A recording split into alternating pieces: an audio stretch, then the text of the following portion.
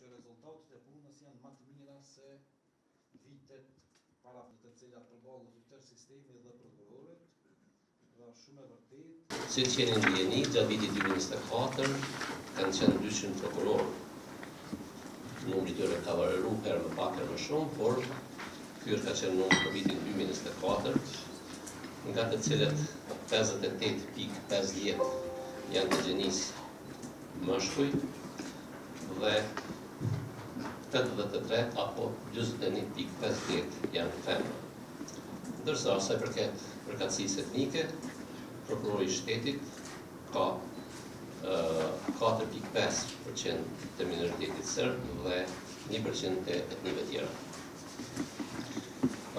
Fillimisht, edhe pse ndoshta nuk është një rregull e zakonshme, por unë dëshiroj të paraqes sfidat që ka pasur prokurori i shtetit para se paraqes rezultatet e prokurorit i shtetit për vitin 2024. Fillimisht dua të them se po vazhdon të jetë gjithmonë sfidë për prokurorin e shtetit buxheti. Edhe përkundër kërkesave të vazhdueshme të Këshillit Prokurorial për të kërkuar buxhet të shkuar për të kryer detyrat më mirë, me efikasitet dhe me sukses, ne nuk kemi marrë miratim të këtij buxheti sipas kërkesave të Këshillit Prokurorial të Kosovës. Ju e dini që tani ka ndryshuar struktura ligjore dhe janë para pa edhe disa kompetenca shtesë për disa prokurori, sepse janë rritur dënimet dhe kompetencat kanë ndryshuar edhe sa përket prokurorive themelore, edhe sa përket prokurorisë speciale të Republikës Kosovës. Qeveria ka ndarë mjete për shtimin e numrit të gjyqtarëve dhe ky numër është shumë i madh se sa numri i prokurorëve.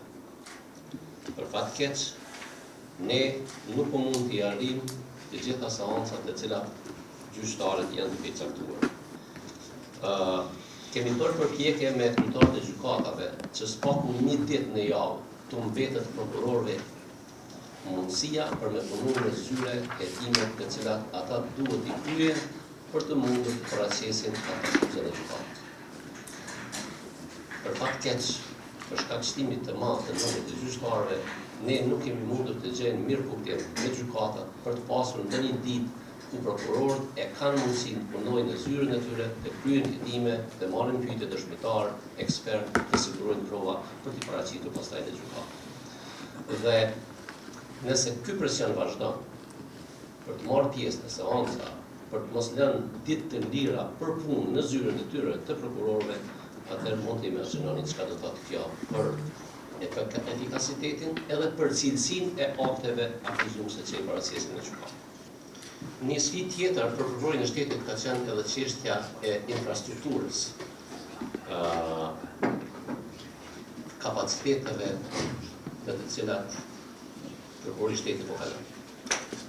Ne s'kemi objekte për prokurorin e shtetit dhe sot këtu ku jemi ne që majmë këtë takim që quhet objekti zyrës së prokurorit të shtetit është me qira, pra nuk kemi objekt. Dhe nëse qiravënësit sot në largojnë nga ky objekt, nuk e di dhe besoj që edhe ju nuk e keni mundësinë me ditë se ka do shkojnë. Prokuria e apelit është e ngulfatur për shkak të numrit të madh të prokurorëve që ka prokuria themelore dhe pa mundësisë së akomodimit të zyre të gjithë atyre që janë në këto prokurori. Kemi një kohë të gjatë që bëjmë përpjekje me pas një objekt për prokurinë e Prizrenit. Dhe në veçanti një kërkesë të vazhdueshme, shumë legjitime për të pasur një objekt të prokurisë themelore në Mitrovicë. Nëse dikush nuk ka pas mundësi me pa se ku punon prokuria themelore e Mitrovicës, le të shkoj, le ta shikoj dhe pastaj le të vlerësoj se si mund të jetë efikasiteti dhe cilësia e punës në atë prokuri. Është e dhëmshme që sot prokurorët e Mitrovicës punojnë në kushte jashtëzakonisht të këqija dhe jo normale për një prokurori të shtetit. Në vazhdimsi kemi ligje të reja, por nuk kemi zbatim të atyre ligjeve ashtu siç veti ka përcaktuar norma ligjore. Ky këshill për herë të parë ka një raport jashtëzakonisht të kompletuar.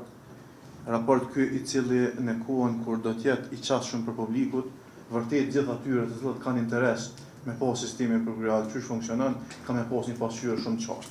Është për të dërsuar lart, sidomos pjesa e fundit, ku ka të dhëna të detajuara për secilin prokurori, për secilin prokuror veç e veç, shka në fakt ky raport në bindjen time do të flet shumë për transparencën e këshillit, mirë po transparenca dhe llogaridhënia janë dy çështje të cilat ndërveprojnë njëra me tjetrën.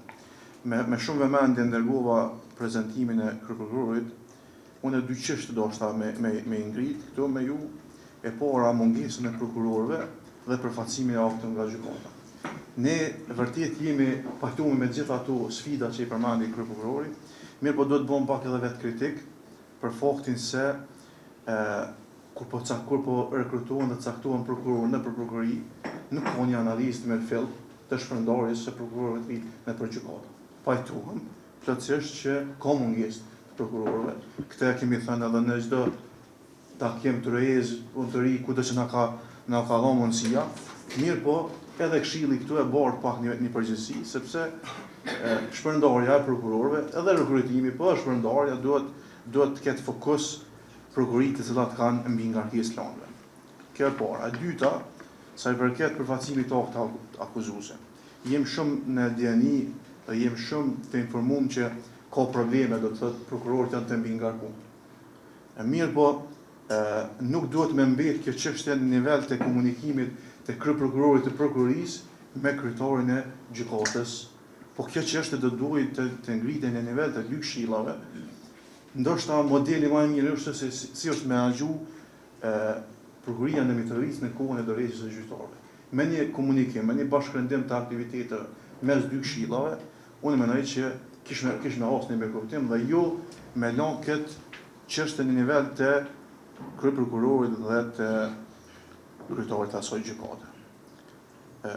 Krejt në fund, ky raport e ngrit në bindjen time transparencën, po kur thash të llogaridhënia, mendoj që si këshill i kemi të pakta vizitat e rregullt nëpër prokurori. Ne po informuohemi me sfidat e secilës prokurori vetëm kur po vinë ata në raportim të një vjeçar.